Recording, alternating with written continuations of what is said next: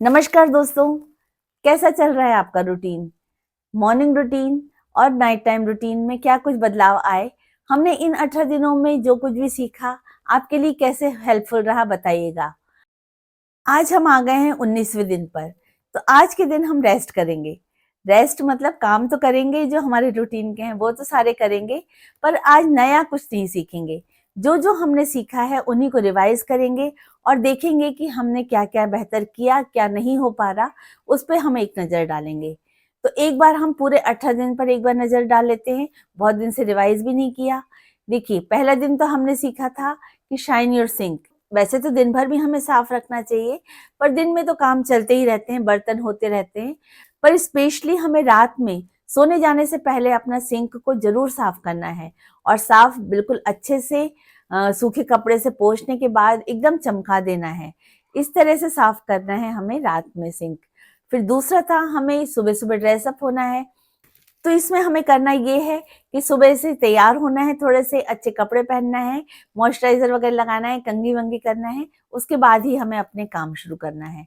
फिर तीसरा दिन था हमारा वेबसाइट विजिट का, तो वो हमने देख ली कि फ्लाई लेडी वेबसाइट कैसी है।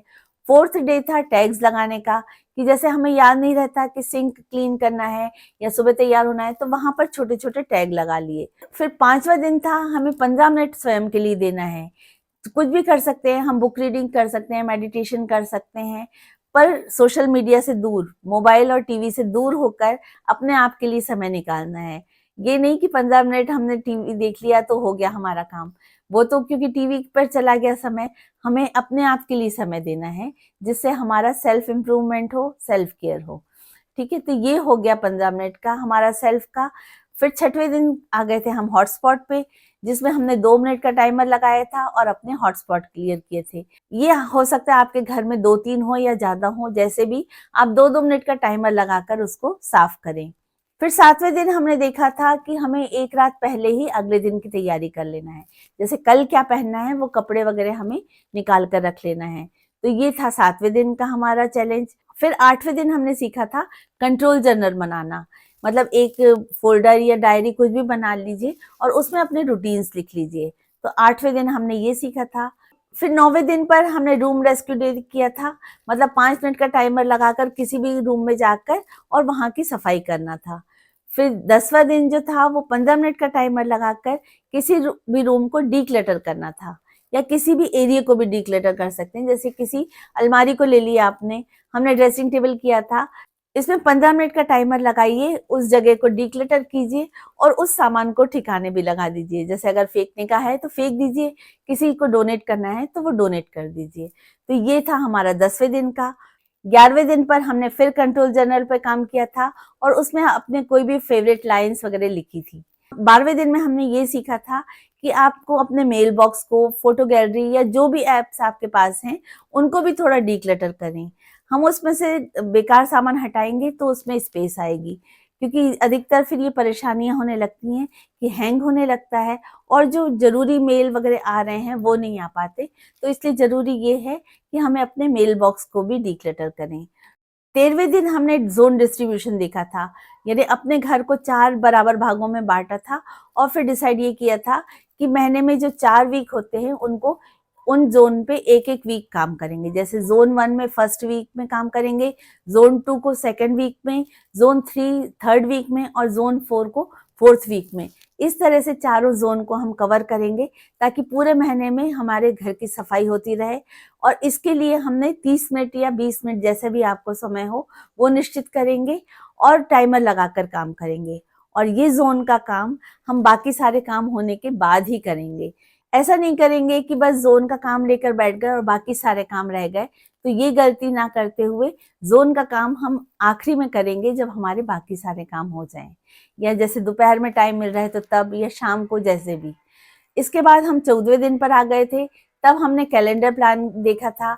जैसे कि हमारे घरों में कैलेंडर होता है जिसमें डेट डे वगैरह रहता है, ऐसे ही हम अपना भी कैलेंडर बनाएं जिसमें डेट डे तो रहे ही, पर उस दिन पर हमें करना क्या है ये हमें मालूम हो।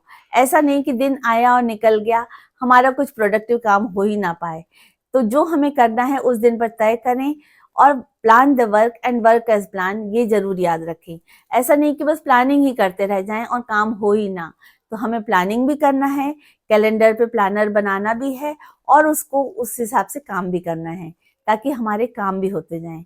फिर 15वें दिन पर हमने देखा था कि हमें सुबह उठते से ही सबसे पहला काम हमें अपना बिस्तर ठीक करना है। जो भी हमने ओढ़ा है, चादर, ब्लैंकेट वगैरह, उसको तय करके रखना है ताकि हमारा बेड क्लियर हो जाए और हमारा आधा काम आसान हो जाए।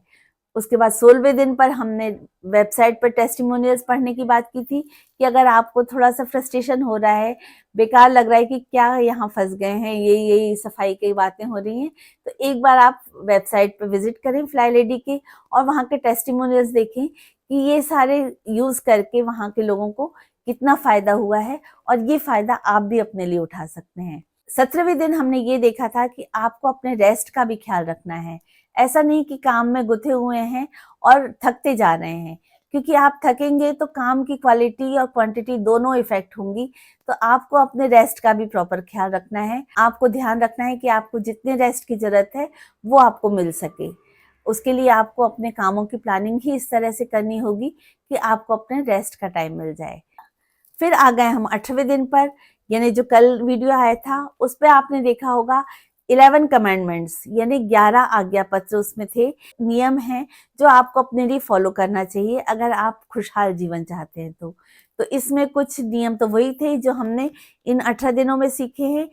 3-4 नियम तो वही थे और कुछ नियम ऐसे भी थे जो आपको अपने आप के लिए करने चाहिए। तो ये कमांडमेंट्स देखिएगा आप। फिर आ गए हम आज के दिन पर, यानी 19वें दिन।